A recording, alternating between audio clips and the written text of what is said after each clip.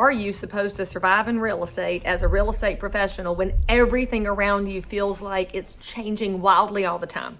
All right, first of all, let me give you the real scoop here. So lean in real close and I'll tell you a secret. No matter what's happening in the economy, war in the Middle East, organized real estate being sued by all kinds of people, changes in technology, billions of agents in your marketplace, houses are going to be bought and sold.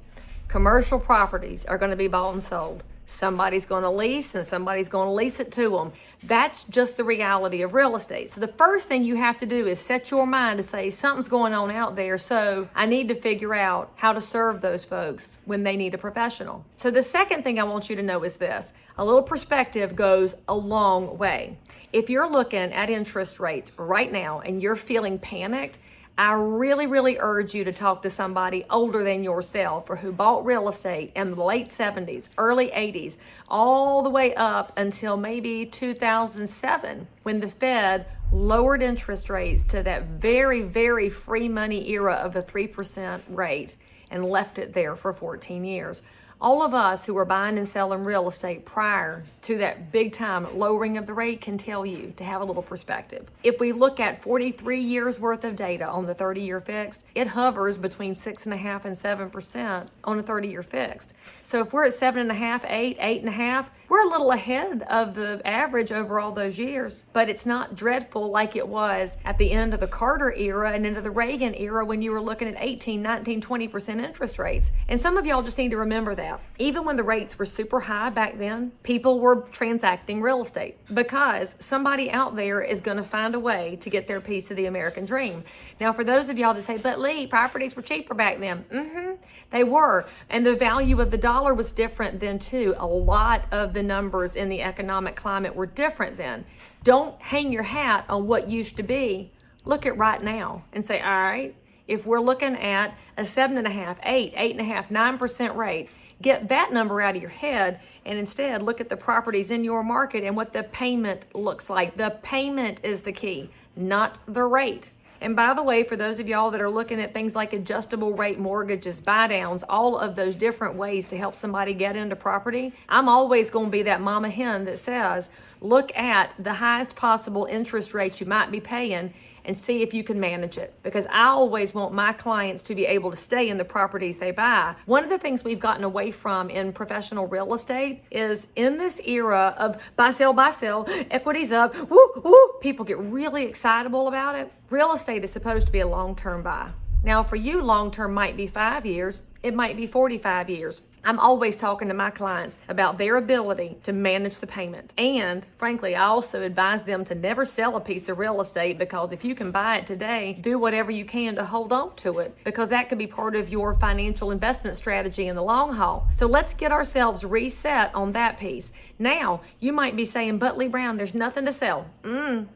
Not true. There's less than we'd like to have to sell, but there's not nothing. So don't use these absolutes because it scares the bejesus out of your clients and it causes you to feel a certain level of panic that you maybe should not be feeling. So on the days when you feel there's no inventory, go look in your multiple listing service at all the things that the partner agents have put into the system and say, all right, there's something. It's not what I want, might not even be what your clients want, but you present it to them and say, hey, here's our available options. What you might be surprised by is that what you're looking for is not necessarily the same thing that they're looking for. So make sure they get to see everything because they might be that person that goes to the Golden Corral buffet and walks past the chocolate fountain for all the reasons, but they went towards something you did not expect. So just make sure you're presenting all the options and letting people decide. It could be that they decide a coat of paint is better than waiting on the house that's already been painted. Now, the other thing I want you to know is that when you're feeling this level of panic about change in the markets, and now you're absorbing, all right, Leigh Brown, I heard you, houses are always bought and sold. Okay, so it's true. Come find one of us, one of the old guard.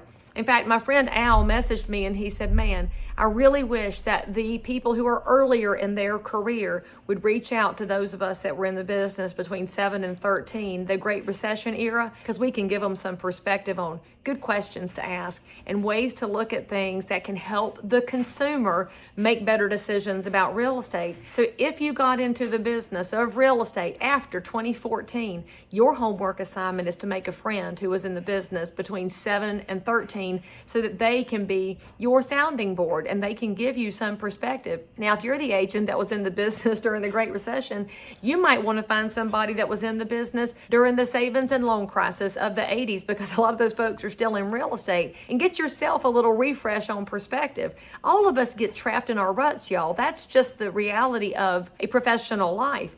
And then you start to see change happening and you're in a rut and it's changing. Well, now you got to come up out of your rut and change and move into that space too. And it's all possible. I'm just going to tell you, it's a little bit easier when you don't try to do it all by yourself. You do not have to do real estate all alone. The beauty of this business is that each one of us is running a micro business where we are, but we're not doing it in isolation. We need one another to have better transactions for our buyers and sellers, and frankly, to have better perspective for ourselves so that we're available to serve. At the end of the day, when everything around you is changing, if you are the calm in that storm, you can be the biggest attractant to buyers and sellers in your community who just need a little perspective. And if you've got some, you can give it away. If you don't have any, you're probably not going to be their best resource. I also want you to realize this. When everything's changing, that is your best opportunity to shine, friends.